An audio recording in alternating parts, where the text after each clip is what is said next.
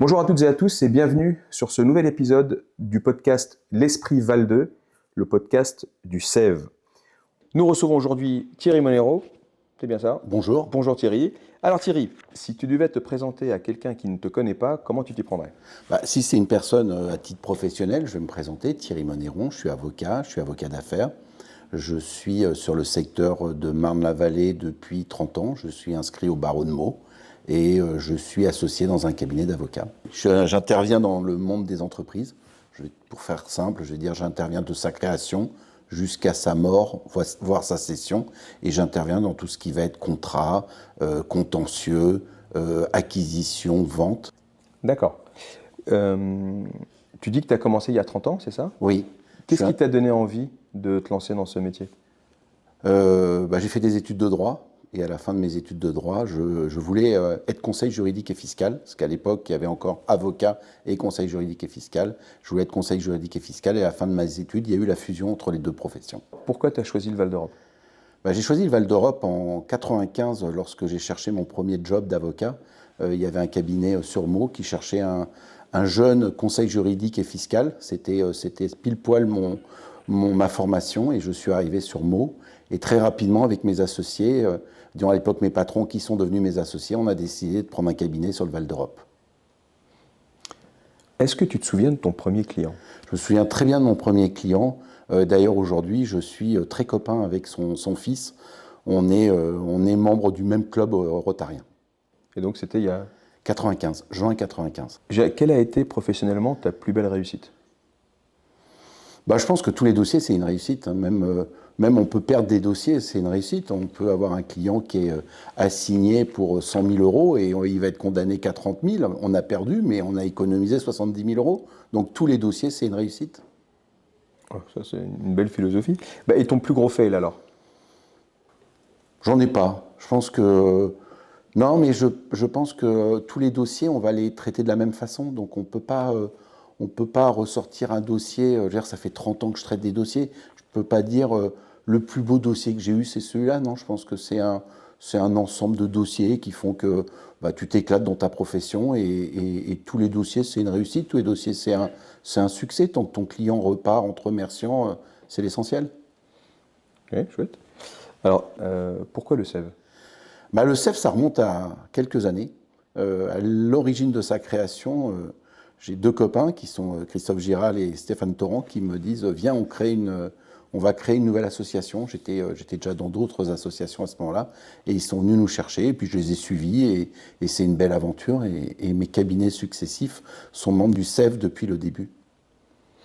Alors, pour mieux encore connaître ton activité et la personne qui est derrière cette activité, quel est ton petit truc à toi dans ton activité? Est-ce qu'il y a quelque chose qui te différencie d'un autre confrère ou... Déjà, il y a quelques années, j'ai passé... maintenant, les avocats, pour avoir des spécialités sur nos papiers en tête, il faut retourner quasiment à l'école, refaire des concours. Et j'ai passé un examen pour être... aujourd'hui, j'ai une spécialité qui est en droit des affaires, droit commercial et droit de la concurrence. Donc, sur le barreau de Meaux, je pense qu'aujourd'hui, je suis le seul avocat à avoir passé vraiment cet examen, parce que les autres, lors de la fusion en 92, avaient le droit de choisir deux spécialités. Mais je dirais dans les avocats plus ou moins jeunes, je suis le seul. Donc je me démarque un peu de mes autres confrères par rapport à cette spécialité. Et puis surtout, je ne fais que 90% de mon activité est liée à l'entreprise. Donc j'ai cette spécialité, oui. À quoi ressemble une journée de travail chez toi? Tu commences le matin, tu travailles sonne, voilà. Je vais te répondre que le matin, je me lève, je me dis, tiens, aujourd'hui, je vais faire ça, je vais faire ça, je vais faire ça, je vais faire ça. Et puis le soir, quand je me couche, finalement, ce que j'avais prévu de faire, j'ai réussi à réaliser que 60%, parce qu'il y a toujours 40% d'inconnus. Voilà. Hier, j'avais prévu une journée tranquille, tranquille parce que j'avais organisé ma journée. Puis finalement, à 10h du matin, un client appelle, il est depuis une semaine en liquidation judiciaire, il veut faire appel de cette décision.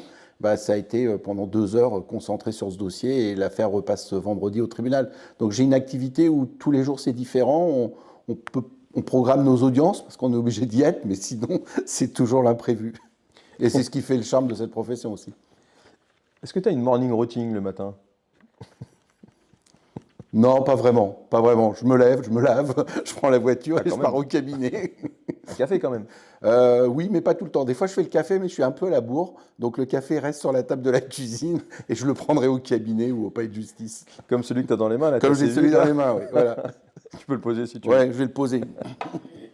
Qu'est-ce que tu préfères dans ton métier? S'il y a quelque chose vraiment qui te motive, où tu te lèves le matin, tu te dis, ah ça c'est génial, j'aimerais bien vivre cette expérience-là. En vacances, ce que j'aime dans mon métier, donc, c'est déjà d'aider les gens, c'est de les assister, mais j'aime bien aussi le côté un peu bagarre. Moi, jeune, j'étais judoka, rugbyman, et donc j'aime bien ce côté. Toi, ma profession, de plus en plus, c'est une profession où on écrit, on communique nos conclusions par Internet, et de moins en moins, il y a cette plaidoirie, ce duel, et c'est ce qui me manque un peu, mais c'est ce qui me plaît dans mon métier. Voilà, j'adore ce côté un peu bagarre, avec trois juges ou deux juges ou un juge qui vont juger à la fin quel est le meilleur dossier, qui a réussi à convaincre. Voilà, c'est ce côté que j'aime beaucoup dans ma profession. Eh ben, est-ce que tu peux me parler de ta dernière bagarre? Bah, c'est confidentiel. Ah oui. C'est nous, Bah oui. voilà. Enfin, un petit indice peut-être, quelque chose. Bah, non, pas vraiment, parce que moi j'ai une activité où tu vas, je vais par exemple, vendredi, je vends une société, donc c'est confidentiel. Mais je veux dire, la bagarre, elle a eu lieu avec le confrère, avec la partie adverse, les conditions du prix, les conditions de la garantie d'actifs et de passifs, donc c'est très confidentiel. Après, je travaille beaucoup aussi dans les entreprises en difficulté, et là c'est en chambre du conseil, c'est confidentiel. Donc contrairement à d'autres confrères qui peuvent faire du pénal ou du prud'homme, et qui, eux, ça peut être entre guillemets, le show lors de la salle d'audience, et s'ils se débrouillent bien, ils repartent avec, ayant distribué des cartes de visite. Moi, c'est une activité qui est très confidentielle. Enfin, moi j'imagine un avocat, je sais pas moi, comme dans les films américains La firme. Voilà la firme, ouais, absolument. Un GAFA. Moi, j'ai commencé dans un cabinet qui avait été classé, je sais plus, dans les années 2000, qui avait été classé 98e cabinet d'affaires de France. Donc c'est loin, 98, mais quand tu es dans la cuvette de mots, c'est pas mal. Après, on travaille. Tu sais, les grosses structures, elles ont des obligations de prendre des gros cabinets parisiens ou des cabinets américains, anglais, etc.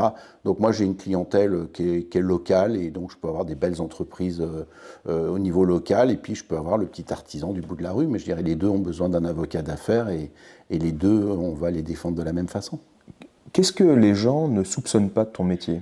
Par exemple, est-ce que les gens ont une idée reçue sur le métier d'avocat et d'avocat en affaires particulièrement? Les gens, une grande partie des gens pensent que on est un peu, comme tu le disais tout à l'heure, je crois voyou, ou je sais plus, au même titre je dis des je ne arnaqueurs. citerai pas les autres professions, mais non, mais les gens pensent que plus on va faire durer un dossier, plus on aura d'honoraires.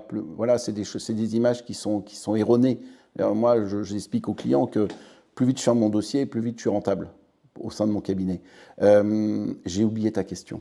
Ma question, c'est est-ce que des personnes ont des idées reçues sur le métier d'avocat? Oui, bien sûr. On a des idées reçues sur beaucoup de métiers. Parce que c'est des métiers, je dirais, comme assureur, comme garagiste, où les gens ne maîtrisent pas trop, même si maintenant il y a ChatGPT, mais ils ne maîtrisent pas trop notre activité. Donc c'est un peu inconnu pour eux.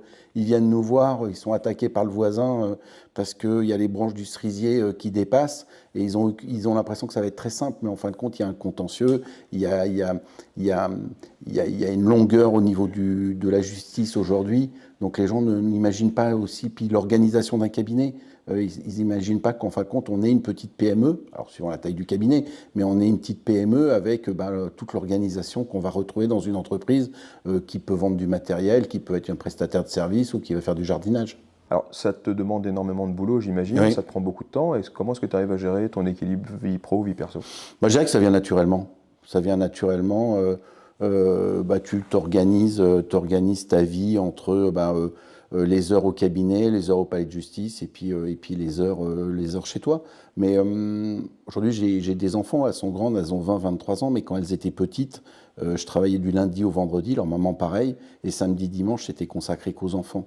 Voilà. Donc on s'organise comme ça. Et puis je pense que après ton environnement s'adapte aussi. Hein. Moi aujourd'hui, mes deux filles, il y en a une qui est en école de commerce, donc je pense qu'elle a même envie de créer sa boîte un jour. Et la deuxième, elle veut être chirurgien. Donc elles ont cet esprit indépendante, création, etc.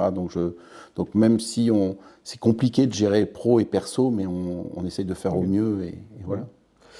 Alors, tu as apporté un objet oui. avec toi. Oui. C'est original. Est-ce que tu peux nous en parler? C'est original. Attention, on a notre adjoint en chef qui va le rapporter. Voilà. Bah, j'ai apporté ma robe. Parce que, tu le montres à la caméra. Je la montre à la caméra. Voilà, donc une robe d'avocat. Voilà, une belle robe d'avocat. Et alors, qu'est-ce qu'il dit cet objet sur toi? Attends, je peux récupérer ce.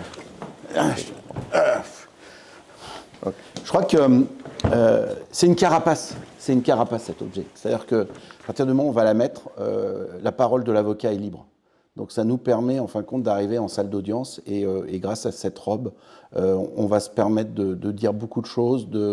Donc il y a quand même un respect à avoir, il y a des règles, il y a de la déontologie dans notre métier, mais c'est une carapace. Moi, je connais des confrères qui sont d'une timidité pas possible dans la vie de tous les jours, et lorsqu'ils mettent leur robe, ça devient des tueurs. Voilà. Tout à l'heure, tu as dit que tu as fait du judo, c'est un peu ton kimono en fait. C'est un peu mon kimono, oui. Ouais. Sauf qu'au judo, tu as la ceinture, donc tu vois le niveau de ton adversaire, alors qu'avec la robe, on a tous la même, donc tu ne peux pas imaginer le niveau de ton adversaire. C'est la surprise. C'est vrai que c'est sûr. Comment ça se passe quand tu arrives en séance? Oui, en audience. En audience, je dis séance, en audience. Comment ça se passe quand tu arrives en audience? Ça se passe, on est convoqué à une certaine heure, et puis il peut y avoir 40 dossiers convoqués, par exemple au tribunal de commerce, tu as 30 dossiers, et tu attends sagement ton tour.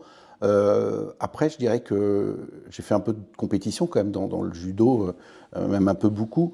Ça m'a appris la concentration, c'est-à-dire que tu arrives en salle d'audience, ça ne sert à rien d'être stressé à 14 heures, et ben, tu vas te concentrer juste au moment où ton affaire elle est appelée. Et je retrouve ça un peu dans ma vie professionnelle, ce côté où tu peux être détendu, puis d'un seul coup, il faut te concentrer sur le dossier. Puis une fois qu'il est fini, bah, tu passes à autre chose. Et c'est un peu ce qu'on peut retrouver dans le sport en compétition. Oui. Ah, ça, c'est un chouette conseil. D'ailleurs, c'est une très bonne transition. Ouais. Quel est le conseil que tu pourrais donner à quelqu'un qui veut se lancer dans l'entrepreneuriat aujourd'hui? Je pense que le principal, disons, il y en a plusieurs, c'est déjà d'être motivé. C'est vraiment avoir envie et pas se dire je vais créer mon entreprise parce que je ne trouve pas de poste de salarié ou j'ai été salarié et j'ai été licencié, donc je vais créer mon entreprise. Je pense que ça, c'est pas bon. Donc déjà, c'est être motivé, c'est avoir vraiment de bonnes raisons de vouloir créer son entreprise. Et je pense qu'un autre élément aujourd'hui, c'est d'être bien assisté. C'est-à-dire qu'il faut autour de soi avoir des conseils en droit, en comptabilité, en finance, c'est indispensable. Mais je pense que la motivation, et de belles motivations, je pense que c'est l'élément principal. Quelle leçon est-ce que tu as retenue de ton activité jusqu'à aujourd'hui? S'il y avait une leçon que tu devais retenir, leçon ça fait un peu prof, mais s'il y avait une leçon que tu devais retenir? C'est compliqué cette question, parce que je pense que la leçon, c'est que tout le monde mérite d'être défendu. Alors c'est facile, hein, moi je ne suis pas pénaliste, hein, donc cette phrase elle est très facile, mais je pense que même un chef d'entreprise qui a été très limite dans la gestion, qui a été très limite dans beaucoup de choses, mérite d'être défendu. Voilà. Revenons au Val d'Europe. Oui. Alors, si tu devais être un lieu dans le Val d'Europe, lequel tu serais? Le golf. Le golf, c'est l'endroit où j'aimerais être. Et je n'ai pas le temps d'y être. Ok. Alors justement, la question d'après, c'était dans quel lieu tu te ressources? J'imagine que c'est celui-ci. Je me ressource au golf. J'aimerais bien me ressourcer souvent, mais j'ai vraiment pas le temps. Non, je vais me ressourcer plus dans mon jardin. Voilà. Okay. Et après, dans le Val d'Europe, j'aime bien aussi de temps en temps aller marcher un peu autour du centre commercial, parce que mon cabinet est juste à côté. Et ça m'arrive des fois le midi d'aller marcher une petite demi-heure. Alors c'est parfait, parce que la question d'après c'était est-ce que tu as un rituel pour garder ton énergie, garder ta concentration et te vider l'esprit? En fin de compte, c'en est plusieurs. C'est-à-dire que j'ai besoin de me détendre, parce qu'on a quand même mon métier est quand même un peu stressant. Mais le Sèvres ou le Rotary, c'est des endroits aussi où je vais venir d'une façon très détendue, parce que je vais retrouver des copains, des amis, et c'est un moyen aussi de se ressourcer. Alors c'est vrai qu'on peut venir au Sèvres, on vient, il ne faut pas se cacher, on vient aussi pour rencontrer des gens, pour essayer de récupérer des clients. Mais à un moment donné, on vient aussi parce qu'il y a une telle ambiance que on est sûr de passer un bon moment. Et c'est aussi un moyen de se ressourcer, de se détendre. Et ça fait du bien. Puis je dirais que l'objectif de ces associations de chefs d'entreprise comme le Sèvres, c'est d'avoir des chefs d'entreprise qui sont seuls dans leur coin. Et ça peut m'arriver. et avoir besoin de rencontrer d'autres chefs d'entreprise pour partager nos problèmes, nos soucis, nos bonheurs, nos perspectives, voilà. Est-ce que tu as fait du business avec le SEV? Oui, j'ai fait du business, oui. Oui. C'est un peu logique parce qu'à un moment donné, tu vas rencontrer des gens, tu vas discuter avec eux, donc lors de cérémonies, lors de fêtes, lors de barbecues, et autres. Et à un moment donné, il y a un lien qui va se créer. Et moi, j'ai un métier où le lien avec le client, il est important. Donc, ça peut être des copains, mais ça devient un client. Et c'est important parce que c'est des gens qui vont quand même te mettre leur business dans tes mains. Et tu es là pour les assister. Donc, c'est vrai que grâce au SEV, bah, tu vois, les gens te voient autrement, te rencontrent autrement. Alors, ils t'aiment, ils ne t'aiment pas. Ceux qui ne t'aiment pas, tu ne les auras jamais comme clients. Mais ceux qui t'apprécient, bah, il y a des chances que derrière, ça devienne des clients. Okay. Alors, si tu devais dire un mot à la présidente du SEV, là, en regardant la caméra ici, qu'est-ce que tu lui dirais? Alors, c'est pas moi, c'est elle. Tu parles à elle. Ce que je lui dirais, coucou Karine, déjà, bah écoute, change rien, parce que depuis que tu as pris la présidence du SEV, tu as reboosté le SEV. Il y a des gens qui t'ont suivi, il y en a d'autres qui t'ont pas suivi, mais ceux qui te suivent, on est à fond derrière toi et surtout, change rien, c'est génial. Alors voilà, côté un peu plus fun, on va jouer à un jeu ni oui ni Oui. non. Donc tu connais. Ah bah t'as perdu parce que l'idée c'était de pas dire ni oui ni non. Ah, j'ai cru qu'il fallait dire oui ou non. Ah bah non, c'est Ah, l'inverse. merci, je suis un peu primaire, moi. Alors c'est parti, on a 30 secondes, pas plus. Top départ. Est-ce que tu reçois souvent des appels le week-end? Mon téléphone est fermé le week-end. Est-ce que tu connais le code civil par cœur?